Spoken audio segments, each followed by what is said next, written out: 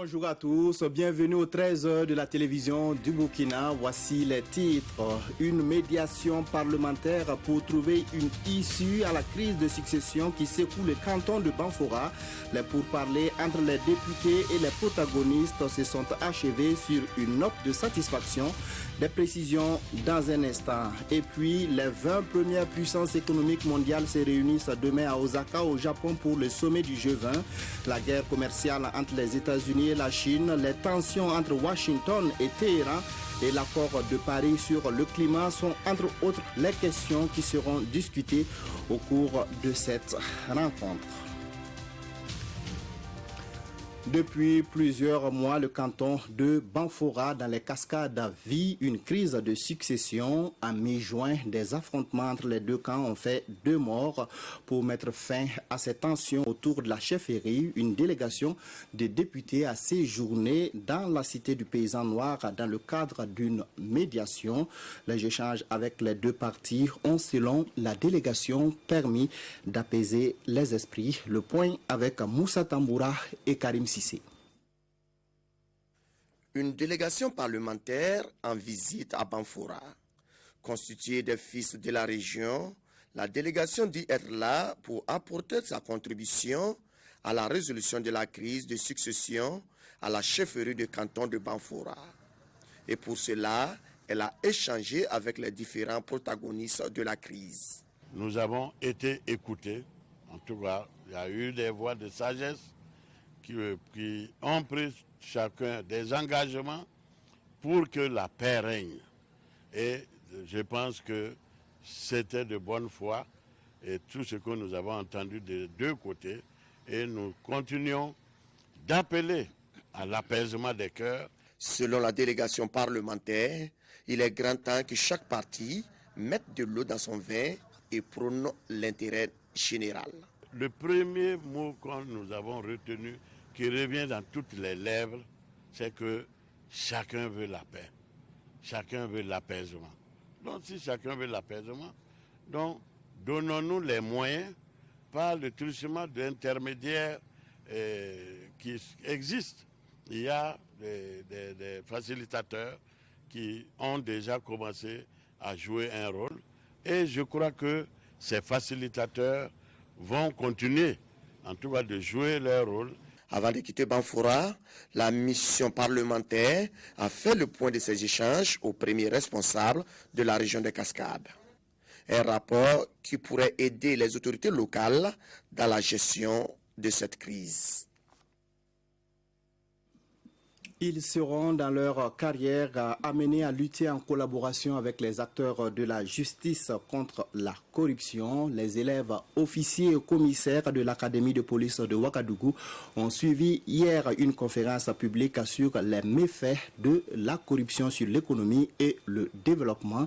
Ces cours spécifiques ont été donnés par l'ASE, LCE et le RENLAC sous la houlette du PNUD et de l'OIM qui finance le projet de renforcement de la confiance entre population, forces de défense et de sécurité et l'administration. Le point avec Draman Guéné. Après l'exposé des attestations de participation, 231 élèves officiers et commissaires de police, c'est l'ensemble des participants à cette conférence publique sur la corruption et ses méfaits. Animée principalement par le docteur Luc Marius Ibriga, c'est une conférence basée sur des cas pratiques avec pour but assainir la police afin qu'elle puisse assainir la société à son tour. L'objectif de cette rencontre est de montrer que plus la police sera vertueuse, plus elle aura la confiance des populations et plus on pourra aller dans une société sécurisée. Les États africains perdent chaque année plus de 60 milliards de dollars du fait de la corruption. Alors le PNUD et l'OIM, en partenariat avec l'Académie de police, s'attaquent au cas burkinabé par le biais de la sensibilisation. C'est très essentiel que les agents de police puissent donc vraiment être outillés pour vraiment combattre ce phénomène. C'est une conférence participative initiée au titre du projet de renforcement de la confiance entre population, FDS et administration. Un projet qui rentre dans le cadre du programme d'urgence pour le Sahel. Une semaine pour prévenir et protéger les populations de la région des Hauts-Bassins contre la schistosomiase. La campagne de distribution de médicaments contre cette maladie a été lancée mardi. Le programme national de lutte contre les maladies tropicales négligées qui pilote la campagne entend administrer le maximum de doses au public cible. Kassoum Milogo, Ismaël Saturne Paris. Jean-Yves reçoit ici une dose de médicaments contre la bilharziose.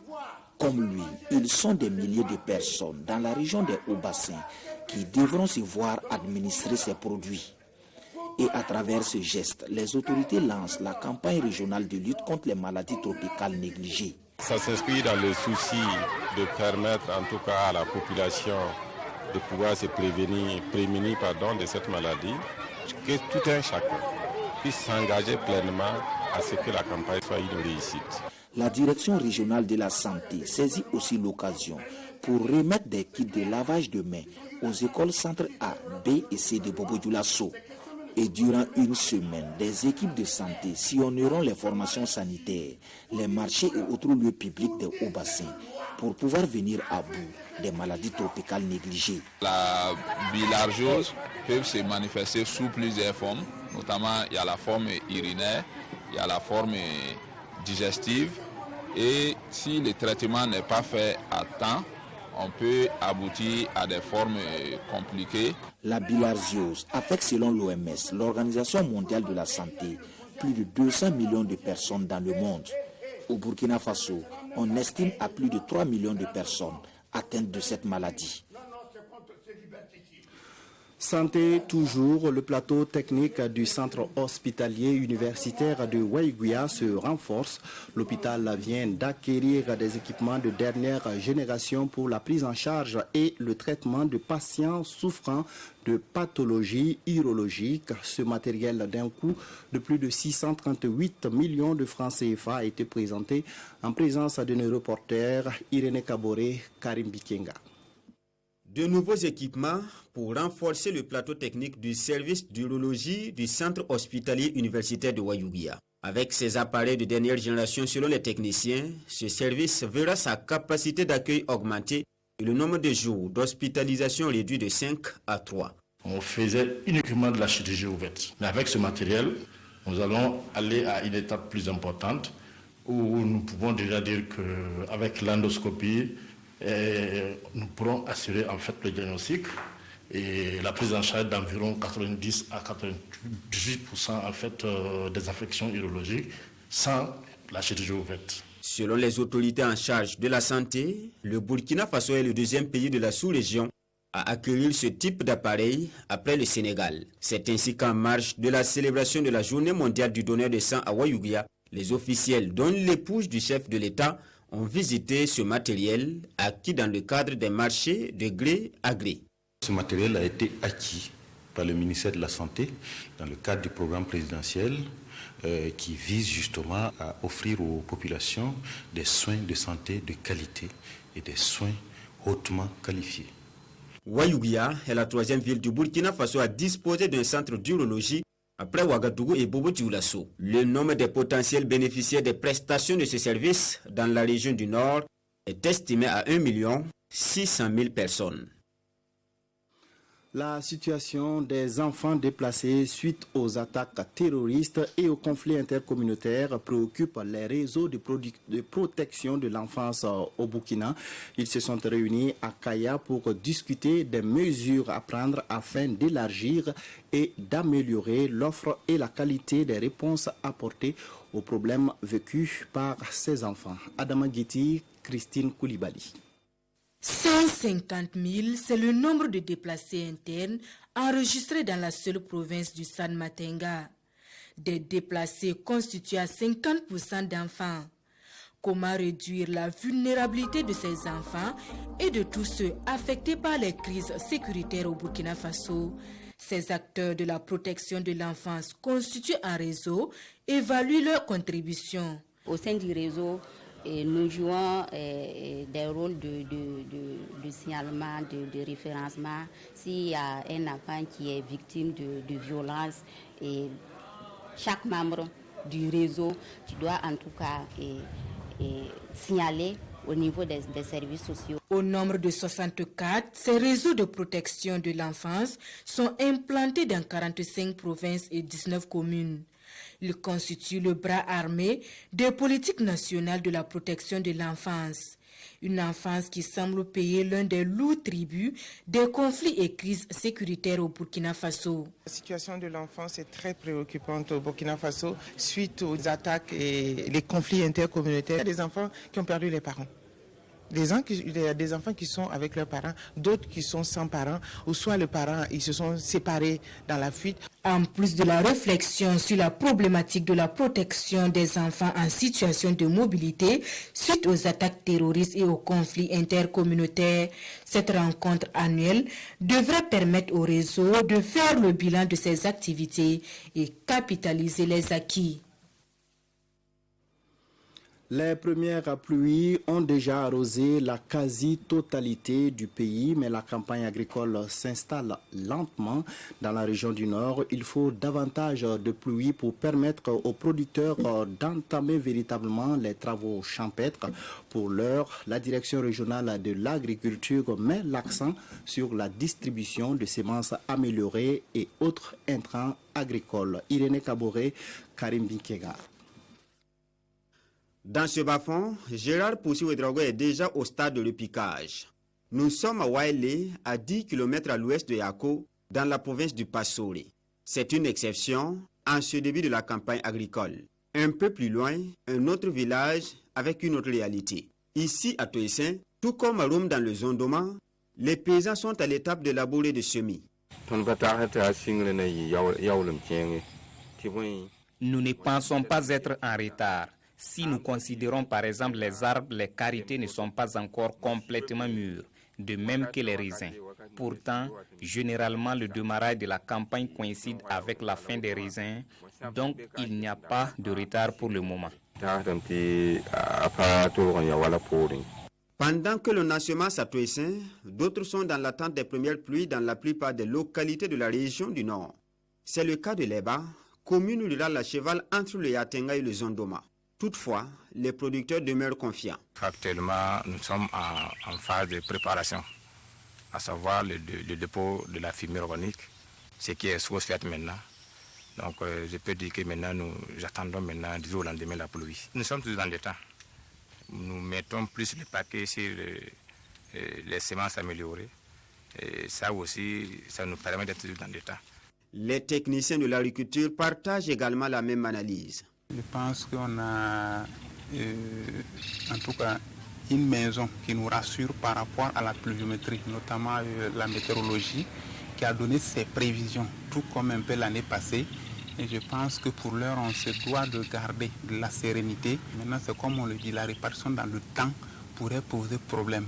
Et à cela, à côté, la recherche tente de répondre à travers les variétés de semences améliorées.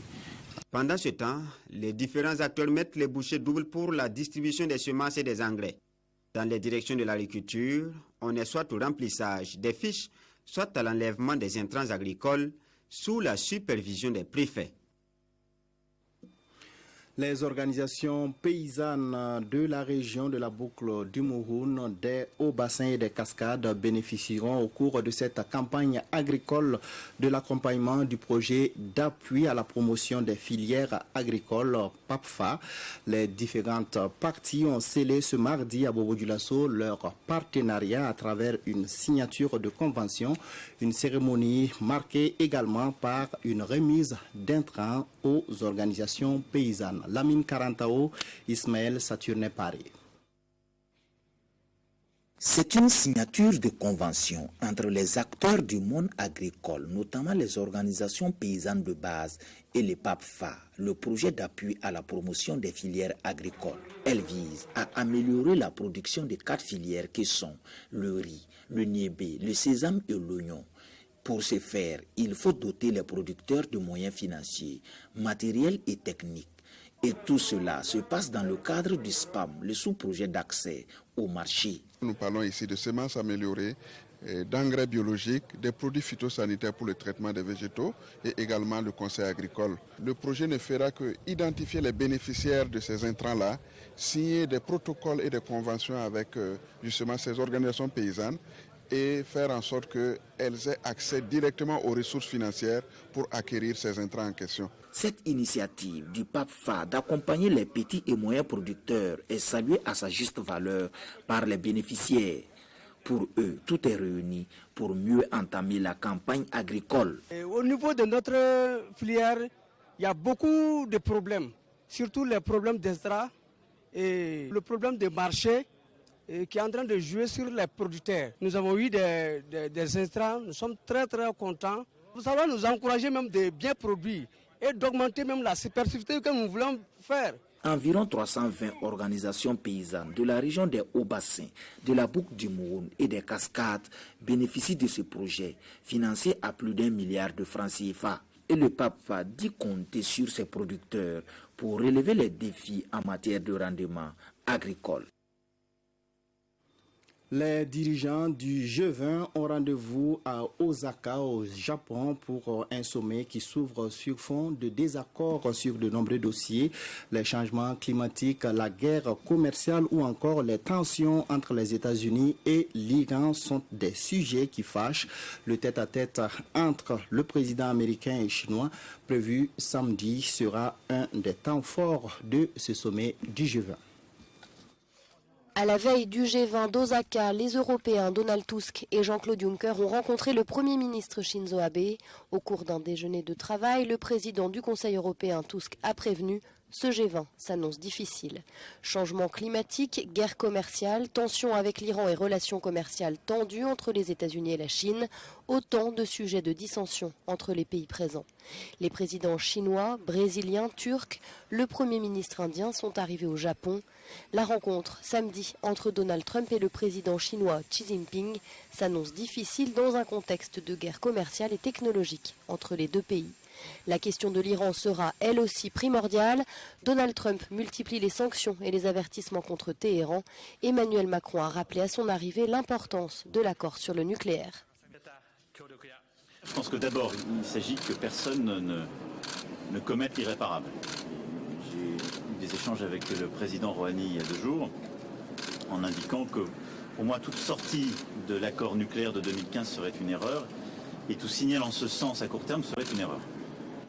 La cité portuaire est prête à accueillir ce sommet de 2 jours en présence des chefs d'État et de gouvernement des 20 premières économies mondiales. 2000 policiers ainsi que 60 navires de garde-côte sont mobilisés. 700 écoles resteront fermées aujourd'hui et demain. En sport, les matchs de la deuxième journée des poules A et B de la CAN 2019 se sont joués hier. Le Nigeria et l'Égypte sont quasiment qualifiés pour les 8e de finale après leur deuxième victoire. La République démocratique du Congo est en mauvaise passe. Quant au Zimbabwe, il garde donc l'espoir de rester dans la compétition après son match nul face à l'Ouganda. Le résumé des matchs donc de cette deuxième journée avec Mamadi Ouena. Les Super Eagles du Nigeria, premier qualifié pour les 8e de finale de la CAN 2019. Pour cette deuxième sortie, le Nigeria de Kenneth Rohr était face à la Guinée de Paul Pitt. Un duel entre anciens sélectionneurs des étalons qui tournent à l'avantage du franco-allemand. Après une première période sans but, Kenneth Onoru, suite à ce coup de pied arrêté de Moses Simon, ne laisse aucune chance à Ibrahima Koné. Le Nigeria s'impose sur le score d'1-0, le même pour son entrée en compétition samedi dernier devant le Burundi. En attendant le dernier match de ce groupe B, le Nigeria avec 6 points est assuré de disputer le 8e de finale. À la suite du Nigeria, l'Égypte, pays organisateur, a également composté son billet pour les 8e de finale. Hier dans la soirée dans le groupe A, les Pharaons, grâce à des réalisations d'Ahmed El Mohamed et de la star Mohamed Salah en première période, prend le dessus sur la aide de Congo 2-0. Les Pharaons rassurent leurs supporters sur leur capacité à aller loin dans la compétition. Un peu plus tôt dans ce groupe A, les Clones d'Ouganda et les Warriors du Zimbabwe se sont neutralisés sur un score nul d'1 but partout. Ouverture du score d'Emmanuel Okui à la 12e minute et égalisation de Kamad Biliat à la 40e minute. Derrière Karourou qui sert Biliat. Et voilà pour la suite de la compétition. Sachez que vous pourrez suivre tout à l'heure à 14h30 le match Madagascar contre Burundi. À 17h, vous aurez la rencontre Sénégal-Algérie et à 20h, le Kenya sera opposé à la Tanzanie. Le bitumage de la route Tougan-Dédougou, les éclairages donc du procureur du Faso suite à l'arrestation de l'artiste Rama la Slameuse et les déplacements de population dus aux attaques terroristes. Ce sont là quelques sujets évoqués dans les parutions de ce jour. La revue de presse est signée Vincent Kendrebego. À la une de l'Observateur Palga, l'exode. Le centre-nord en proie aux attaques terroristes, les populations de la région, en charrette, en tricycle ou à pied, fuient leur village à la recherche d'un lieu plus sûr, rapporte le journal. Des villages se vident de leurs habitants, selon l'Obs et Tapisla. Des écoles sont réquisitionnées pour reloger les milliers de déplacés. La dernière attaque dans la zone ayant tué le chef du village de Gibuga. Rama la Slameuse aux arrêts, les éclairages du procureur général à la une du journal Le Pays. Et ça remonte à mai 2018 quand le tribunal de grande instance de Ouagadougou saisissait la cellule nationale de traitement des informations financières aux fins de diligenter une enquête de présomption de blanchiment d'argent à l'encontre de Rasmata Diallo, de son vrai nom, d'où sa double convocation de lundi dernier qui s'est soldée par une double poursuite, d'abord pour blanchiment d'argent, mais aussi pour fait de rébellion, d'atteinte à la vie privée, de menaces sous condition, de menaces de mort, d'outrage à agent et de discrédit sur un acte judiciaire. Le désenclavement de la boucle du Bouhoun est en branle. C'est la une de aujourd'hui au Faso. Le journal rend compte de l'inauguration de la route nationale numéro 10, Tougan-Dédougou, longue de 91 km, bitumée à coût de 29 milliards de francs CFA. Enfin, le goudron au Sourou, s'exclame Sidoya à propos. Exclamation qui traduit le soulagement des usagers de cette route. Avant, pour aller à Dédougou, il fallait prévoir une tenue de rechange à cause de la poussière, explique un usager. Mais il faudra faire attention aux excès de vitesse qui est la principale cause des accidents de la route. Conseil du président du Faso, Rochma Christian Kabouré, qui a inauguré l'infrastructure. Voilà qui met fin à cette édition. Merci de votre fidélité. Restez en compagnie de nos programmes.